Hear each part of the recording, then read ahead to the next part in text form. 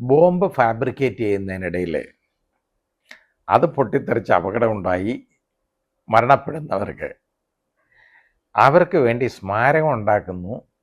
അത് പിരിവെടുത്ത് സ്മാരകം ഉണ്ടാക്കുന്നു. അത് നമ്മുടെ മാർക്സിസ്റ്റ് പാർട്ടിയുടെ സെക്രട്ടറി ആയിട്ടുള്ള ശ്രീ എം വി ഗോവിന്ദൻ ഉദ്ഘാടനം ചെയ്യാൻ പോകുന്നു. 22-ാം തീയതി എങ്ങാണ്ടാണ് ചെയ്യാൻ പോകുന്നു എന്നുള്ളതിനെ കുറിച്ച് ഉള്ള ഒരു വാർത്ത വരുന്നു.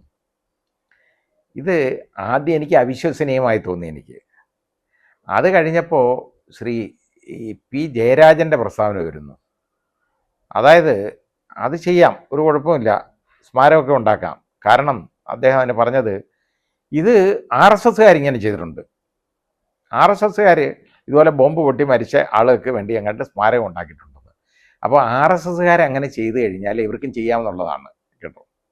അപ്പോൾ എന്തിനാ ഈ സ്മാരകം എന്ന് നോക്കിയാൽ നമ്മൾ ആലോചിക്കണം. ഈ സ്മാരകം എന്ന് പറയുന്നതിൻ്റെ നമ്മളതിന് വില കൊടുക്കേണ്ടത്. ഒരു സ്മാരകം എന്ന് പറഞ്ഞാൽ ഒരാളെ സ്മരിക്കാൻ വേണ്ടിയുള്ള ഒരു സംവിധാനമാണ് ഈ സ്മാരകം. ഈ സ്മാരകം എന്ന് പറയുന്നത് അയാളെ ഏത് വിധത്തിൽ സ്മരിക്കണം നമ്മൾ?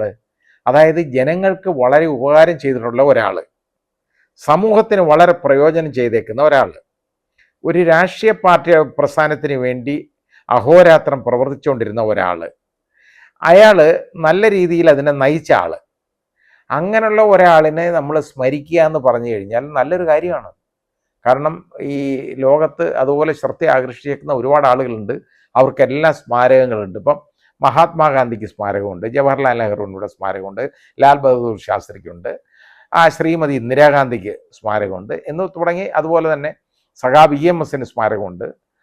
ഈ രീതിയിൽ നമ്മൾ ഇങ്ങനെ നോക്കിക്കഴിഞ്ഞാൽ ഒരുപാട് പേർക്ക്, രാഷ്ട്രീയ നേതാക്കൾക്കും അതുപോലെ തന്നെ വളരെ പ്രമുഖ വ്യക്തിത്വങ്ങളെന്ന് പറയുന്നത് വളരെ നല്ല കാര്യങ്ങൾ ചെയ്തവരും മനുഷ്യന് വേണ്ടി അവരുടെ കാൽപ്പാടുകൾ ഭൂമിയിൽ ഉപേക്ഷിച്ച് പോയിട്ടുള്ളവരുമായിട്ടുള്ള വലിയ മഹാരഥന്മാർക്ക് നൽകുന്ന ഒരു സംവിധാനമാണ്, കൊടുക്കുന്ന ഒരു സംവിധാനമാണ് ഈ സ്മാരകം.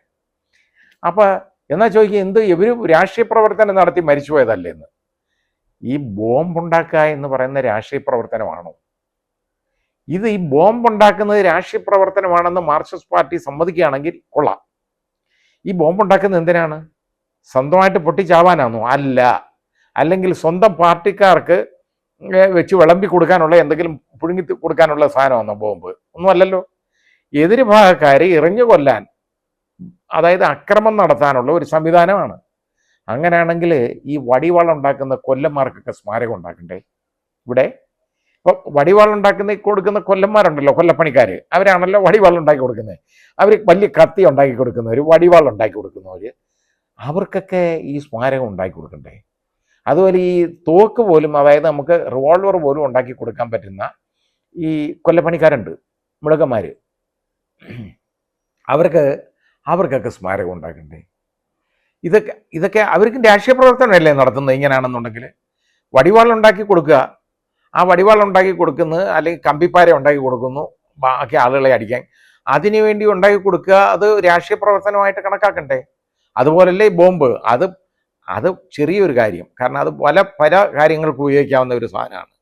നേരെ മറിച്ച് ഈ ബോംബെന്ന് പറയുന്നത് ഒരിക്കലും കുട്ടികൾക്ക് കളിക്കാനുള്ള ഒരു സാധനമല്ല. അപ്പോൾ അങ്ങനെ കളിപ്പാട്ടം ഉണ്ടാക്കുകയല്ല, അല്ലെങ്കിൽ ദീപാവലിക്ക് പൊട്ടിക്കാനുള്ളതല്ല ബോംബ് കേട്ടോ. ഇങ്ങനെയുള്ള ഇതൊന്നുമല്ല. ഇത് എന്തിനാണ് ഇത് ഉപയോഗിക്കുന്നത്? ആളുകളെ കൊല്ലാനാണ്.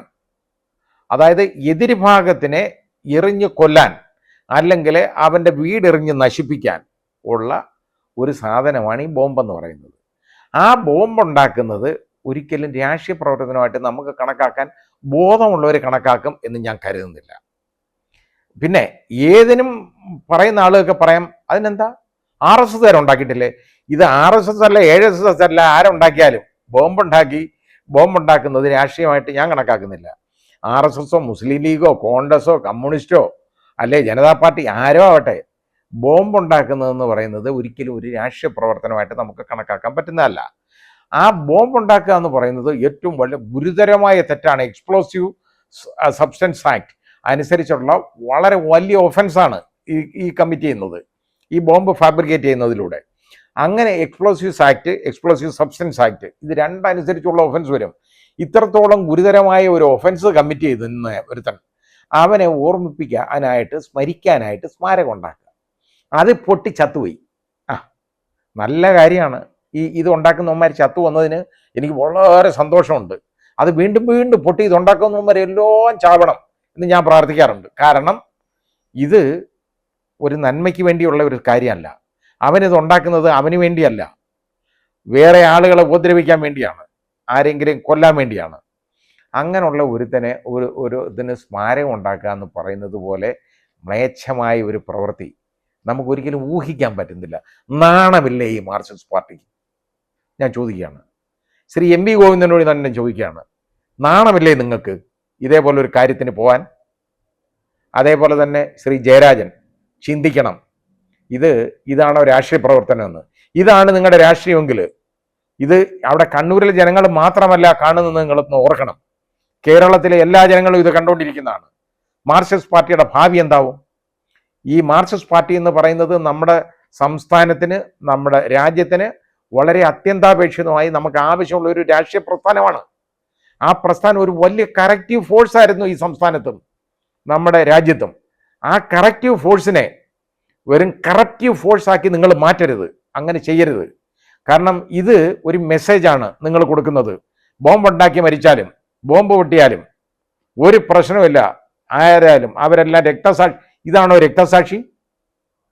ഇവരെ രക്തസാക്ഷി എന്നല്ല പറയണ്ടേ, ഇവരെ വലിയ കൊടും ക്രിമിനലുകളാണ് അവരെ സ്തുതിക്കാനായിട്ട്. അങ്ങനെയാണെങ്കിൽ നിങ്ങൾ തൂക്കിലേറ്റപ്പെടുന്ന, അതായത് ഇവിടെ നടത്തുന്ന ഒരുപാട് കേസുകളിനകത്ത് തൂക്കിക്കൊല്ലാൻ വിധിക്കപ്പെടുന്ന ആളുകളുണ്ടല്ലോ, അവരെല്ലാം അവർക്കെല്ലാം സ്മാരകം പണിഞ്ഞോളൂ. എന്തുകൊണ്ട് പണിയുന്നില്ല? കൊടും ക്രിമിനലുകൾക്ക് ആണോ സ്മാരകം പണിയേണ്ടത്?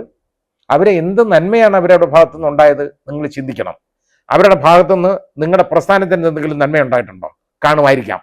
നിങ്ങൾക്ക് ആവശ്യം വരുമ്പോൾ ഈ ബോംബ് ചിലപ്പം ഉണ്ടാക്കി സപ്ലൈ ചെയ്യുന്ന അവരായിരിക്കും. അപ്പോൾ നിങ്ങളും എല്ലാവരും ക്രിമിനലുകളായിട്ട് അധപതിക്കുകയാണ്. അങ്ങനെയുള്ളപ്പോൾ അവരോടുള്ള ചങ്ങാത്തം എന്ന് പറയുന്നത് പോലും ക്രിമിനാലിറ്റിയാണ്. അങ്ങനെയുള്ളപ്പോൾ ഇങ്ങനെ ഈ പ്രസ്ഥാനം ഈ രീതിയിലേക്ക് അധപ്പതിച്ച് പോകരുത് എന്ന് എനിക്കൊരു അപേക്ഷയുണ്ട്. കാരണം ഈ മാർക്സിസ്റ്റ് പാർട്ടി, കമ്മ്യൂണിസ്റ്റ് പാർട്ടി എന്ന് പറയുന്നത് നമ്മുടെ സംസ്ഥാനത്തിനും നമ്മുടെ രാജ്യത്തിനും വളരെ വേണ്ടതാണ്. എന്നും ഒരു കറക്റ്റീവ് ഫോഴ്സായിട്ട് ഈ പാർട്ടി പോകണം, മുമ്പോട്ട് പോയിക്കൊണ്ടിരിക്കണം. അത് ഈ രീതിയിലേക്ക് അധപ്പതിച്ച് പോകരുത് എന്ന് എനിക്കൊരു അപേക്ഷയുണ്ട്.